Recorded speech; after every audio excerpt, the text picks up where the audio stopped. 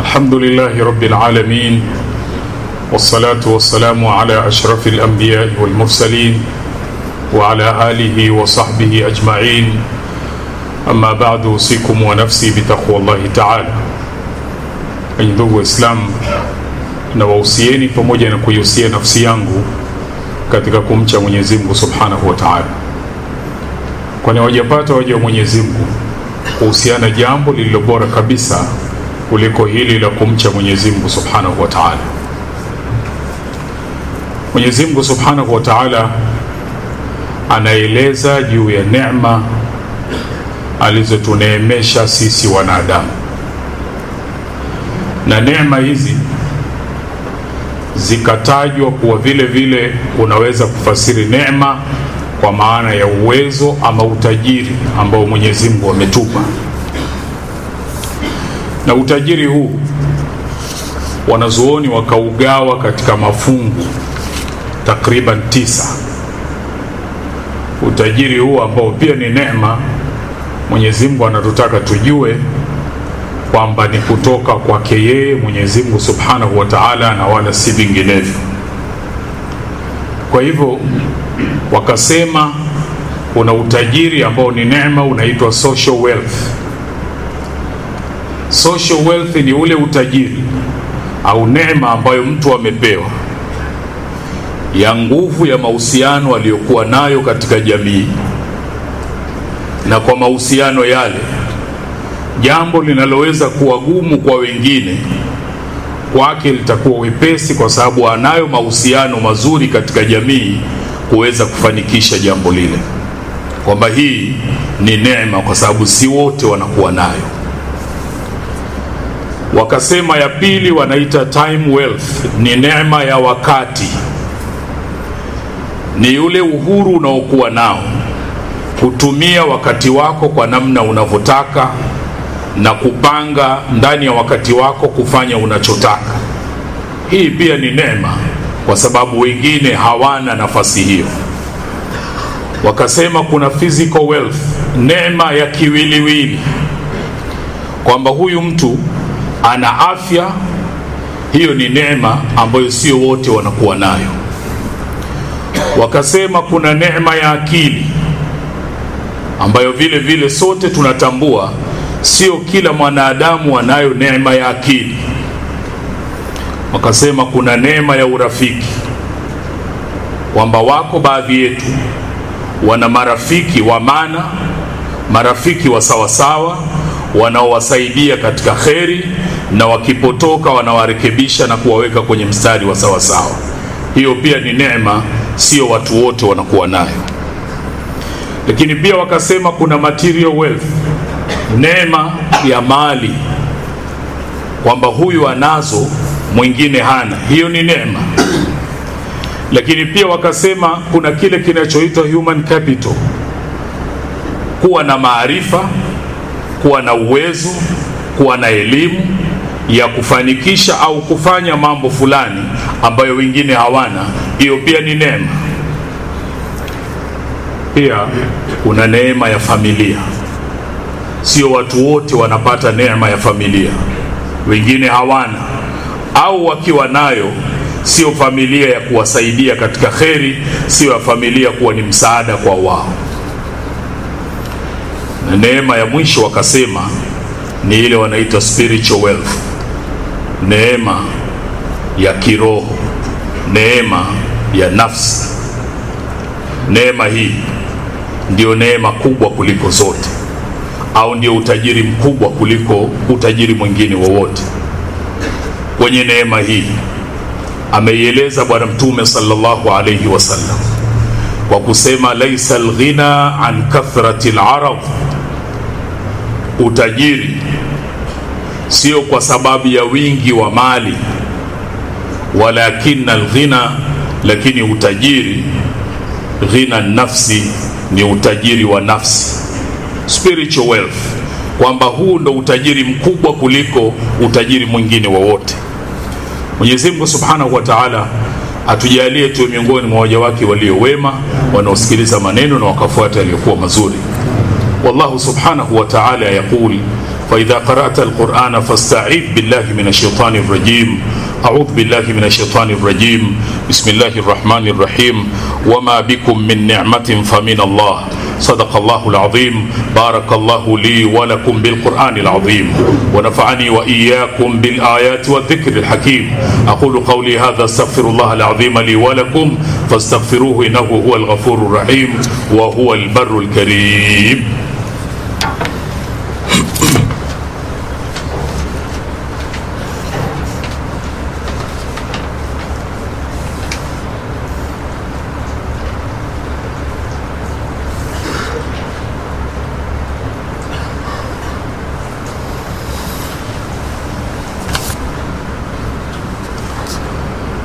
الحمد لله. الحمد لله رب العالمين، والصلاة والسلام على أشرف الأنبياء والمرسلين وعلى آله وصحبه أجمعين.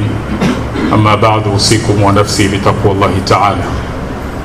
Ndugu Waislamu, na wausieni pamoja na kuihusia nafsi yangu katika kumcha Mwenyezi Mungu Subhanahu wa Ta'ala, kwani wajapata waja wa Mwenyezi Mungu kuhusiana jambo lililo bora kabisa kuliko hili la kumcha Mwenyezi Mungu Subhanahu wa Ta'ala.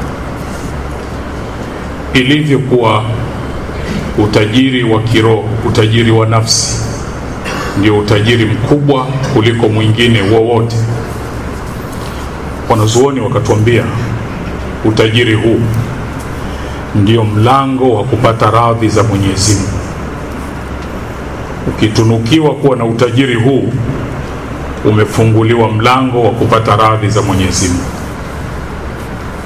kwa sababu mja mwenye utajiri huu anatambua kwamba yale yote yaliyoko kwa Mwenyezi Mungu ndiyo bora kwa watu wema, na kwamba hivi anavyovimiliki katika ulimwengu ni sababu na ni njia na ni vifaa vya kumsababisha aweze kufika kule kwenye kupata radhi ya Mwenyezi Mungu Subhanahu wa Ta'ala.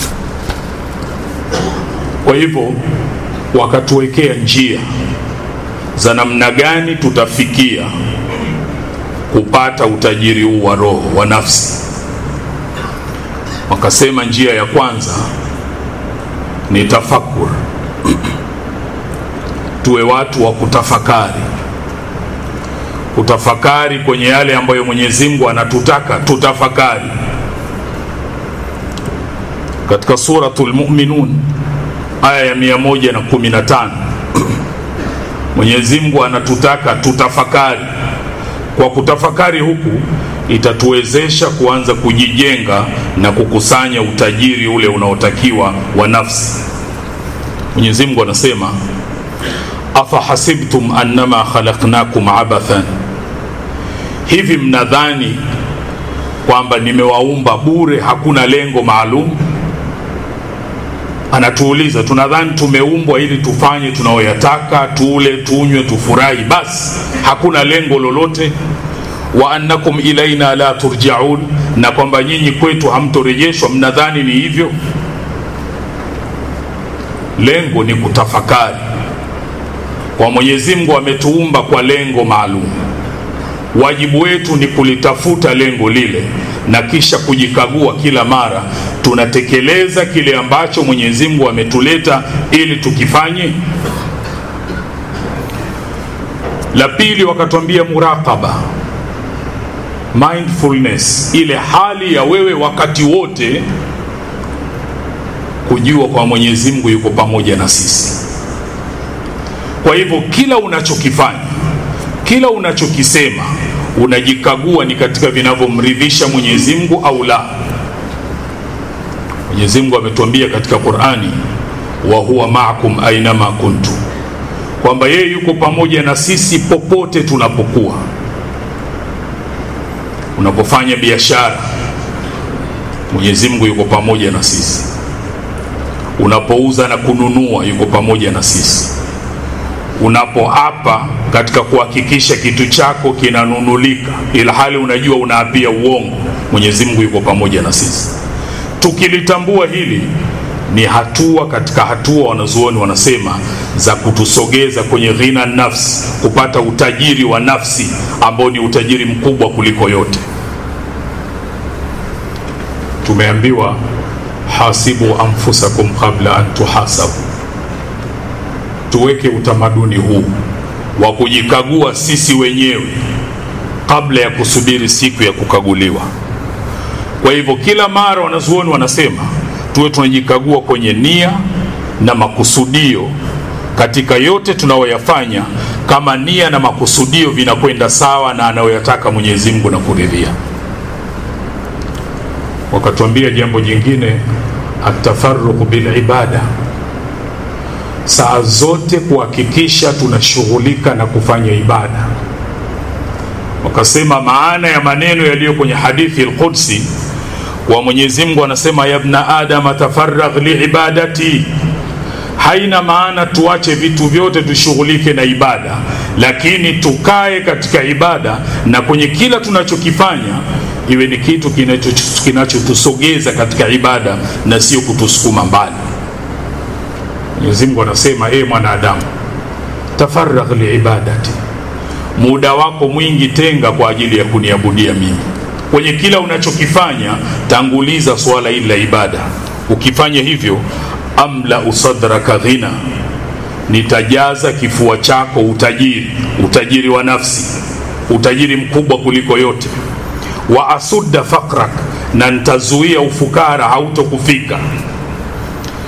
Wa illa taf'al au wa alla taf'al, kama hukufanya hivyo anasema, malatu yadaika shughlan, nitajaza mikono yako shughuli nyingi sana, miradi utakuwa nayo mingi sana, kazi utakuwa nazo nyingi sana.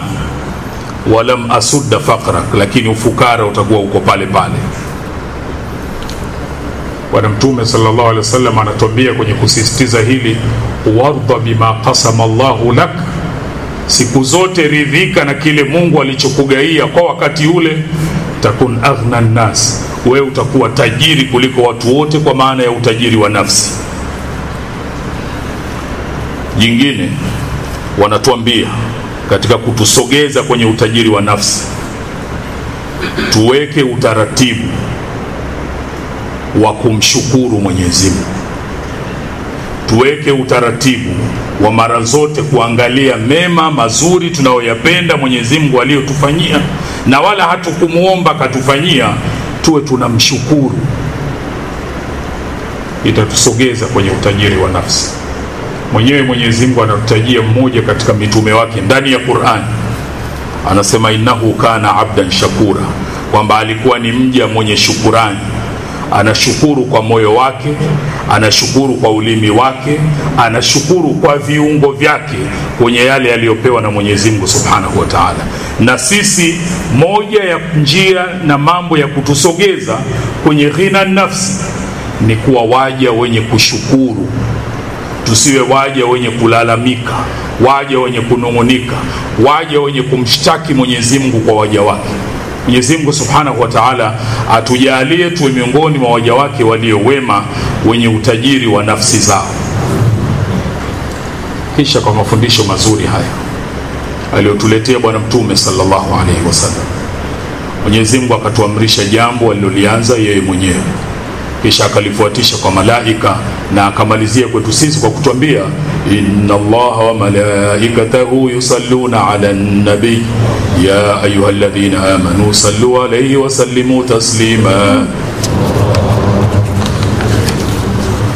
اللهم صل وسلم على سيدنا محمد وعلى اله وصحبه اجمعين، خصوصا منهم امير المؤمنين سيدنا ابي بكر الصديق، امير المؤمنين سيدنا عمر بن الخطاب، امير المؤمنين سيدنا عثمان بن عفان، امير المؤمنين سيدنا علي بن ابي طالب، بقية العشرة بشرين بالجنة، وعن أزواج نبيك وعمي وسبطي ذوي الإخلاص وصفا. ربنا تقبل منا إنك أنت السميع العليم، وتب علينا إنك أنت التواب الرحيم، واغفر للمؤمنين والمؤمنات والمسلمين والمسلمات الأحياء منهم والأموات برحمتك يا أرحم الراحمين. عباد الله، إن الله يأمر بالعدل والإحسان وإيتاء ذي القربى وينهى عن الفحشاء والمنكر والبغي يعظكم لعلكم تذكرون. فاذكروا الله العظيم يذكركم، واشكروه على نعمه.